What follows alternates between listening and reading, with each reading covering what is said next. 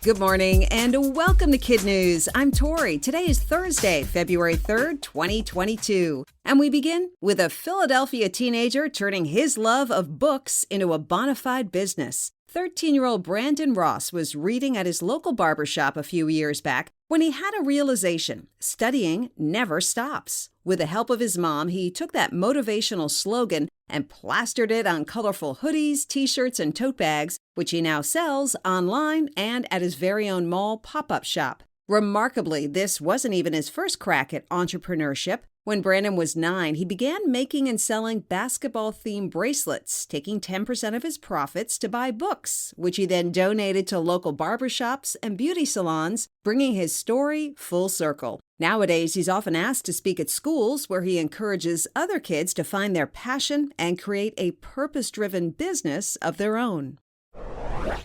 The International Space Station is heading for a crash landing, and it's all NASA's idea. In its International Station Transition Report released this week, the agency details its plans to retire the Space Lab in 2030 by letting it deorbit or fall to Earth in January of 2031. The lab's final destination will be a remote and uninhabited area of the Pacific Ocean known as Point Nemo, the farthest location from land. Since 2000, more than 200 astronauts have traveled to the ISS, conducting important scientific experiments that have benefited people here on Earth, and that will hopefully be used when humans finally explore deep space. And while the space station's days are numbered, NASA won't be entirely finished with low Earth orbit operations. The agency plans to partner with commercial companies to help develop future space destinations. Punxsutawney Phil has seen his shadow. As we mentioned on yesterday's KidNuz, the famous groundhog's prediction means we're looking at 6 more weeks of winter. That news will come as no surprise for much of the U.S., now in the path of a monster storm that stretches from the Rockies to the East Coast. Over a foot of snow has already fallen in some Midwestern states, grounding thousands of flights and shuttering schools, some for the rest of the week. In the South, residents are facing both snowfall and icy rain that could result in flooding and potentially widespread power outages. Even Amtrak has suspended service on some of its tracks. In Missouri, the governor has declared a state of emergency, while the governor of Illinois didn't waste any time issuing a disaster declaration before the storm even hit. In a social media post, that state's Department of Transportation may have summed up the situation best: stay home.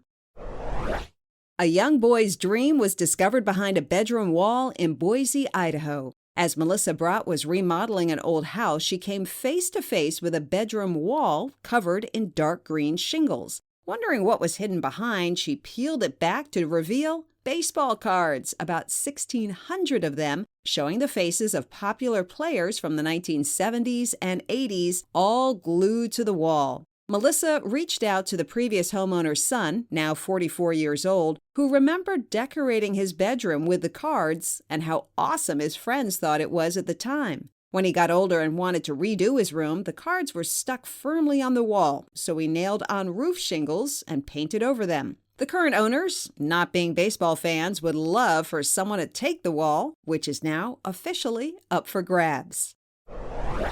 In other KidNuz notes, your peanuts and Cracker Jack may have to wait. ESPN is reporting baseball spring training will likely be delayed as players and owners can't seem to agree on a host of issues, many having to do with money. Representatives of the two parties held a 90-minute meeting this week, which one source described as heated. Pitchers and catchers on some teams are scheduled to report to work in just 12 days, which now seems unlikely. Players have been locked out since December 2nd.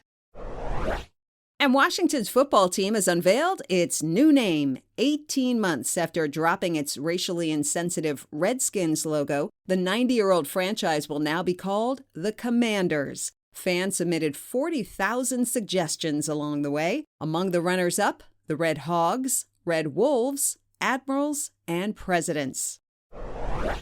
That's it for KidNuz. Now, our KidNuz quiz. What motivational slogan appears on a 13-year-old entrepreneur's merchandise?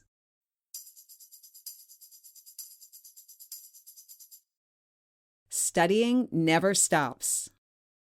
Where in the Pacific Ocean will the International Space Station eventually crash land?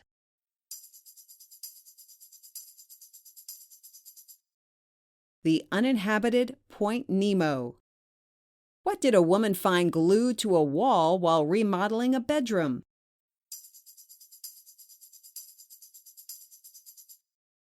Around 1,600 baseball cards.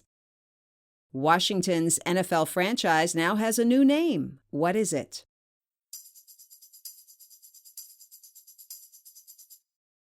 The Commanders.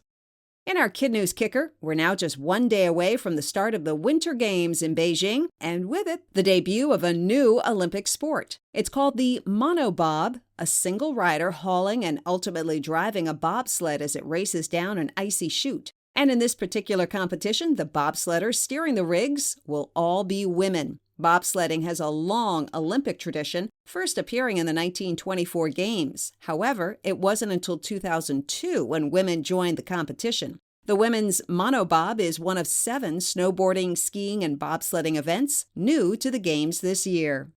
Before we go, a big KidNuz shout-out for our terrific teachers and their students. Mrs. Zanatakis at Frank H. Hammond School in Munster, Indiana. Mrs. DeRozier at Douglas Elementary in Watertown, Wisconsin. Mrs. Monahan at Dyer Elementary in Crum, Texas. And to Iowa for Mrs. Lazard at West Marshall School in State Center, and Mrs. Rumer at Central Elementary in Alleman. Go Comets! Thanks for listening. We hope you tune in for more KidNuz tomorrow morning.